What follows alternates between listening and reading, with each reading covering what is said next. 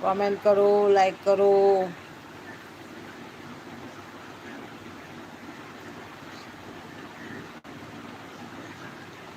ના ભાઈ એ હું તો નહીં જોતી. એને એમના હોય નહીં જોતી ખાસ. આપણે તો આપણી જેવાના જ વિડીયો જોવાના, આપણી જેવાને સપોર્ટ કરવાનો. આપણી ચેનલ ચાલે તોય ના ચાલે તોય.